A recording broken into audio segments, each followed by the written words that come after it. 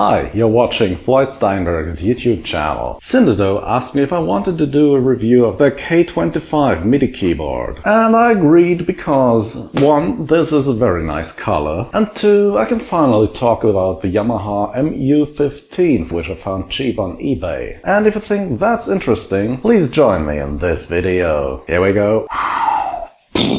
So, what's inside the box? There's a well-padded gig bag here, which certainly is nice to have. Inside the bag, you'll not only find the keyboard itself, but a bright orange USB Type-C cable, a USB-C to A adapter, a USB-A to power adapter cable, a MIDI TRS to DIN adapter, and the manuals. The keyboard itself is wrapped in a plastic bag, and did I mention I really like the purple color? I'll set this up with the Yamaha MU15, which is a battery-powered extended general MIDI synth with a 32-voice polyphony and 16-part multitimbrality from 1998. The Synido K25 is a small MIDI keyboard with 25 keys, 8 knobs, 8 drum pads, pitch and modulation sliders, 16 menu buttons, and 1 small screen. On its backside, you'll find a power plug, a USB Type-C MIDI and power connector, and the TRS MIDI plug. You can also connect a sustain pedal here. MIDI keyboard means you need an external sound source, like for example a digital audio workstation or a synthesizer module to make music. This keyboard on itself only sends MIDI data. The build quality is good. You can't bend the enclosure a lot, and all the knobs and buttons have just the right amount of resistance and sit in place firmly. The keys are comfortable to play. They're neither too stiff nor too loose. They have some horizontal travel space, but they never rub against each other. The drum pads are very tight and kind of clicky. The pitch and modulation sliders are big and precise, and they signal their status with a row of LEDs lighting up. The menu buttons are kind of mushy, but they certainly do what they're supposed to do. Everything on this keyboard can be configured by pushing the main knob, holding it down, and using one of the other keys or knobs. You can then set up the MIDI channel, CC number, range, velocity responsiveness, and other things. This is a great feature that's still not too common on other MIDI keyboards. Both the knobs and the drum pads can store 2 settings, which are called banks here, and you can switch between both setups easily with the bank selector buttons. The keyboard also features an arpeggiator and a note repeat function. Let's try these on the MU15 now.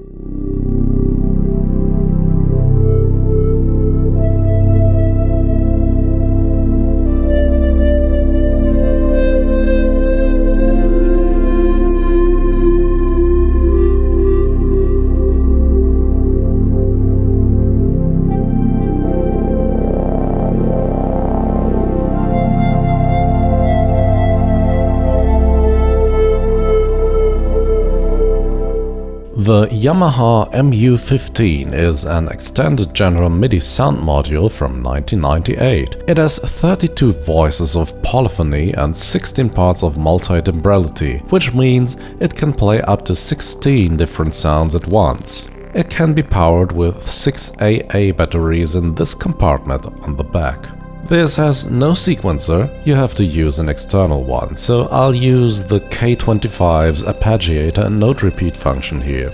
Perhaps. You can switch between the 16 parts or tracks with the blue buttons and then select the patch for that track with the green buttons. Holding down the purple button and pressing the green buttons lets you select one of the 676 extended general MIDI patches, which are thematically assigned to the 128 general MIDI sounds. Press the play and edit button and then one of the keys on the keyboard to edit sound parameters, for example filter cutoff frequency, filter resonance, attack and decay, and so on. I've assigned these controls to the 8 knobs on the Synido keyboard. Let's see what we can do to this standard electric piano sound here, which by default does not sound that great.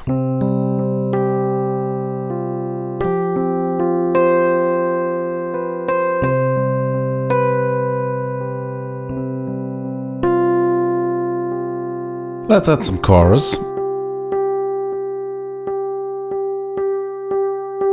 And dial back filter cutoff frequency.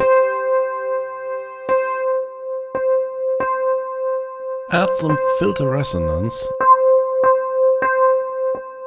some reverb,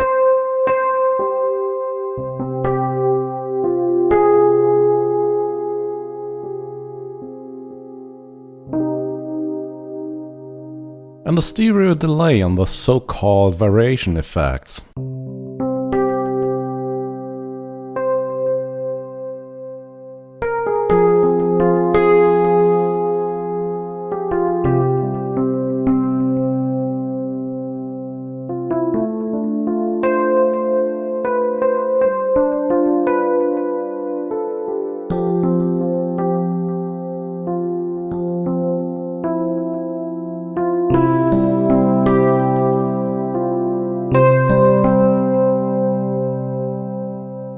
We can turn this into a synth pad-like sound by changing attack and release.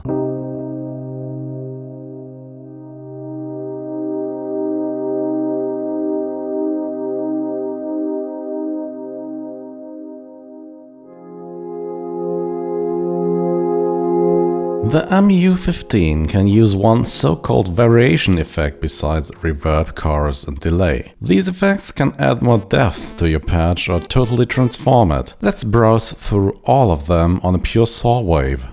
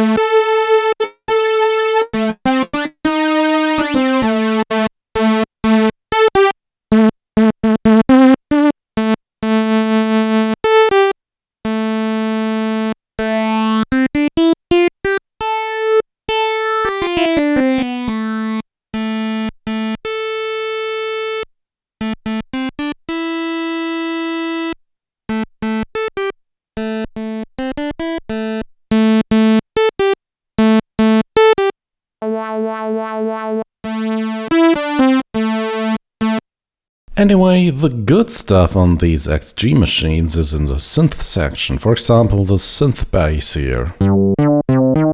Now hold the XG button and move one patch to the right for the synth bass 1 sound. This is just an octave double saw wave basically.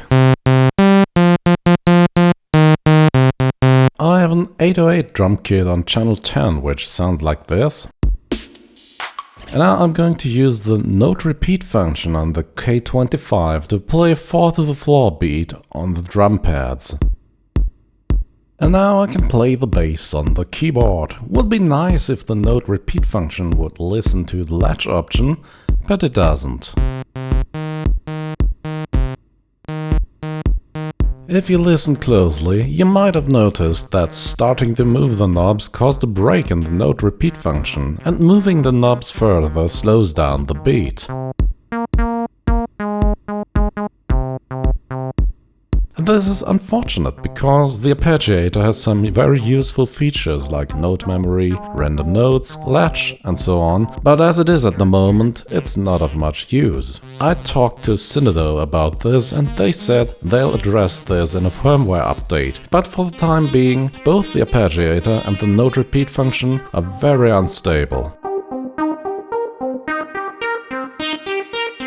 Conclusion: the Synido K25 is a beautiful and well-crafted keyboard with a lot of useful features and accessories. Being able to connect the pedal and to configure the controllers and MIDI channels on the keyboard itself is really useful. Unfortunately, the timing problems of the arpeggiator and the note repeat function are clouding the overall picture.